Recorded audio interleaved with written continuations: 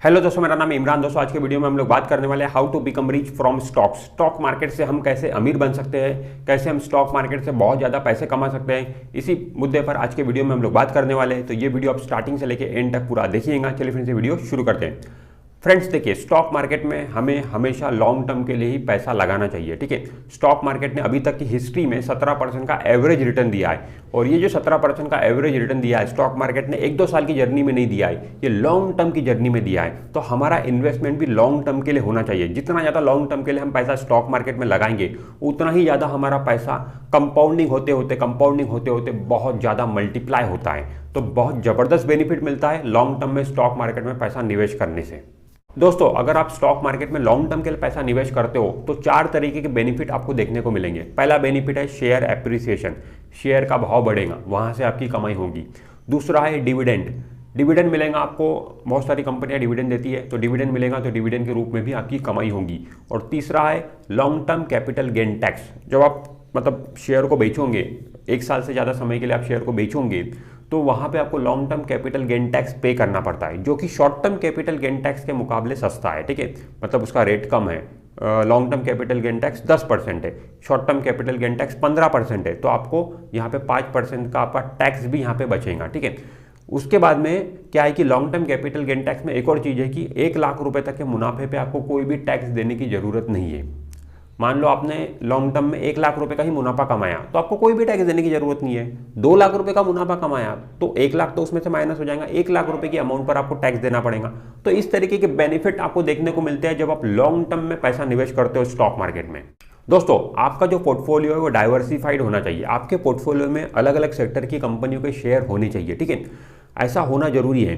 इससे क्या होता है कि हर एक सेक्टर की अपनी एक साइकिल आती है। कभी फार्मा अच्छा करता है, कभी बैंकिंग अच्छा करता है, ठीक है, कभी एफएमसीजी अच्छा करता है, ठीक है, कभी मेटल सेक्टर अच्छा करता है। ठीक है, तो इस तरीके की हर एक सेक्टर की अपनी एक साइकिल आती है। तो वो साइकिल का आपको बेनिफिट मिले, हर सेक्टर के शेयर आपके पास में रहेंगे तो हमेशा आपके पोर्टफोलियो में कुछ ना कुछ चलता रहेगा, कुछ ना कुछ अच्छा होता रहेगा आपके पोर्टफोलियो में। और इसके अलावा जो रिस्क होता है, ठीक है, इसके अलावा रिस्क मिनिमाइज भी होता है। ठीक है, जो जोखिम है, रिस्क है, वो मिनिमाइज भी होता है, क्योंकि अलग अलग सेक्टर की कंपनी आपके पोर्टफोलियो में है। मान लो कल को कोई एक सेक्टर डूब गया, ठीक है, तो आपका पूरा पोर्टफोलियो जीरो नहीं होगा, क्योंकि बाकी सेक्टर की भी कंपनी आपके पोर्टफोलियो में जो आपको बचा के रखेंगी। ठीक है, तो इस तरीके से एक ही सेक्टर में पूरा पैसा हमें नहीं लगाना चाहिए, अलग अलग सेक्टर में हमारा पैसा लगाना चाहिए। डाइवर्सिफाइड अपने पोर्टफोलियो को हमें रखना चाहिए। बट दोस्तों, आपके पोर्टफोलियो में एक लिमिट से ज़्यादा शेयर नहीं होनी चाहिए। ठीक है, डाइवर्सिफाइड का मतलब ये नहीं कि आप बहुत सारी कंपनी अपने पोर्टफोलियो में भर लो, नहीं, ऐसा बिल्कुल नहीं है।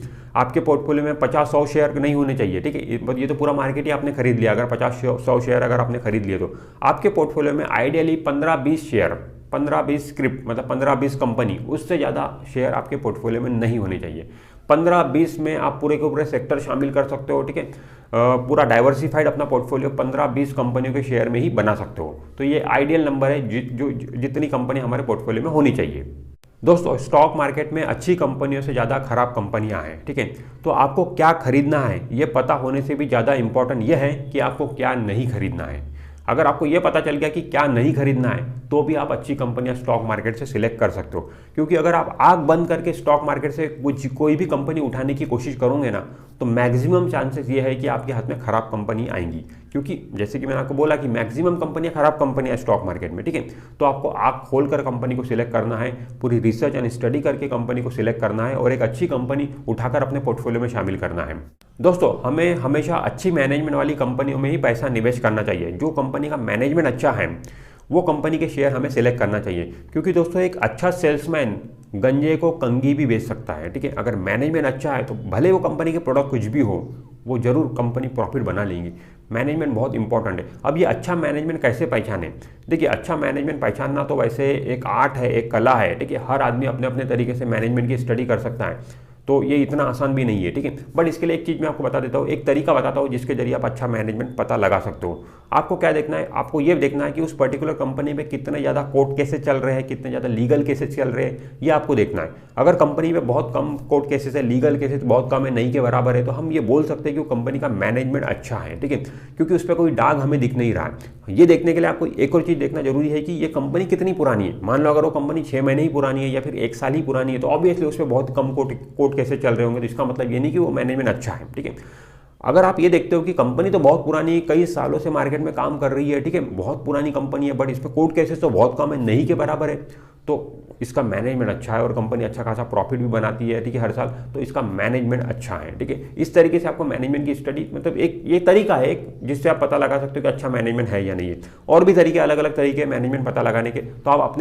अपने तरीके से पता लगा सकते हो कि मैनेजमेंट कंपनी का किस तरीके का है, और मैनेजमेंट अच्छा होना बहुत ज़रूरी है।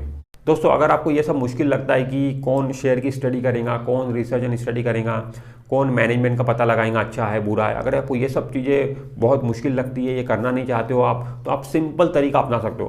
आप सिंपल देखिए कि लोग कौन कौन से कंपनियों के प्रोडक्ट यूज़ कर रहे हैं, ठीक है, उनके देखिए आप कौन से कंपनी के प्रोडक्ट यूज़ करते हो, और बहुत सारे लोगों को आप देखते हो कि कौन से कंपनी के प्रोडक्ट यूज़ करते हैं। हम देखते हैं कि सड़क पर हम निकलते हैं तो मारुति की कारें कितने सारे लोग चला रहे हैं, ठीक है, उसके बाद में कोलगेट का टूथपेस्ट कितने सारे लोग यूज़ कर रहे हैं, ठीक है, डाबर के प्रोडक्ट कितने सारे लोग यूज़ कर रहे हैं, मैगी कितने सारे लोग खा रहे हैं। तो हम अगर देखते हैं कि मार्केट में लोग हमारे आजू बाजू की कौन कौन से कंपनी के प्रोडक्ट यूज़ कर रहे हैं, उन कंपनियों के शेयर भी अगर हमने अपने पोर्टफोलियो में शामिल कर लिए ना, तो हम एक अच्छा खासा मोटा मुनाफा स्टॉक मार्केट से कमा सकते हैं।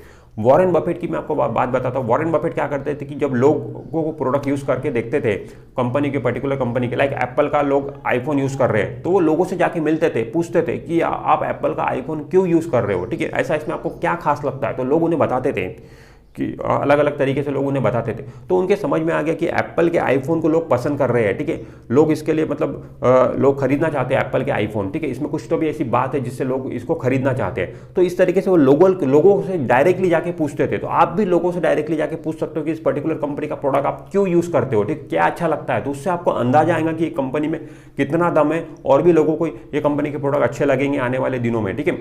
तो इस तरीके से आप अपना पोर्टफोलियो बना सकते हो। ये एक आसान तरीका स्टडी करने का, ठीक है, इस तरीके से आप भी करोगे तो डेफिनेटली आप स्टॉक मार्केट से अच्छा रिटर्न बना सकते हो। दोस्तों, सस्ता खरीदोगे तो सस्ता बिकेगा, महंगा खरीदोगे तो और महंगा बिकेगा।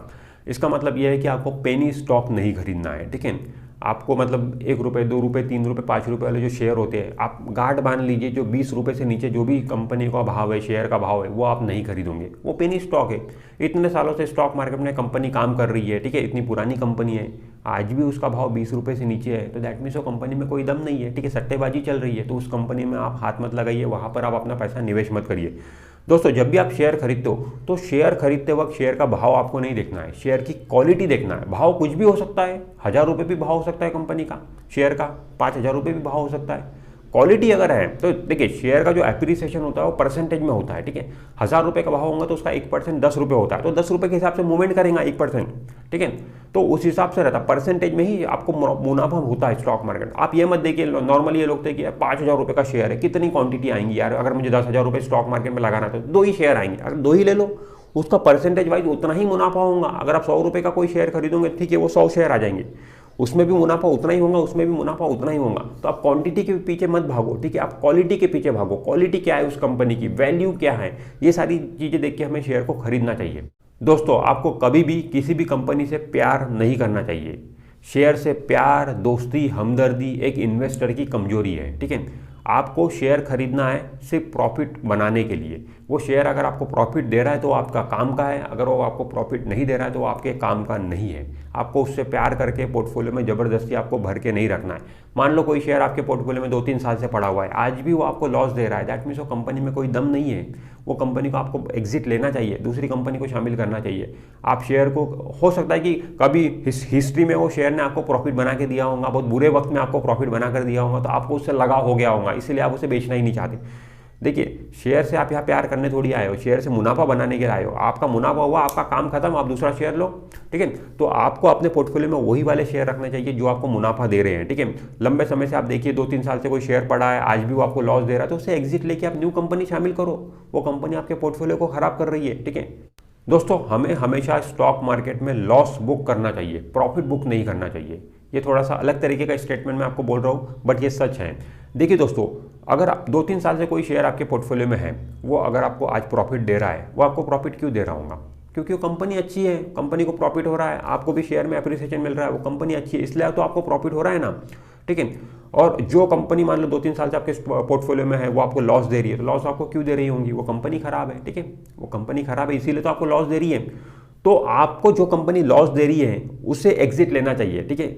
ना कि उससे जो कंपनी आपको प्रॉफिट दे रही है। हम उल्टा करते हैं, हम क्या करते हैं, जो कंपनी में हमको प्रॉफिट हो रहा है 20, 30, 40, 50% का हम प्रॉफिट बुक करके निकल जाते हैं, और जो कंपनी में हमें लॉस हो रहा है, शेयर आधा हो गया यार, लॉस हो रहा है, तो अब हम उसे बेचते ही नहीं है। नहीं दोस्तों, ऐसा नहीं करना है, क्योंकि जो कंपनी में लॉस हो रहा है वो कंपनी खराब है, वो आपके पोर्टफोलियो को खराब कर रही है, आगे भी खराब करेंगी, इसीलिए उसको आपको बाहर निकाल के फेंकना है। और जो कंपनी अच्छी है, अगर आज वो शेयर का भाव अगर डबल हो गया तो और भी आगे और भी 2 गुना, 4 गुना, 5 गुना वो शेयर का भाव हो सकता है, ठीक है। तो उसे आप क्यों निकाल रहे हो, ठीक है।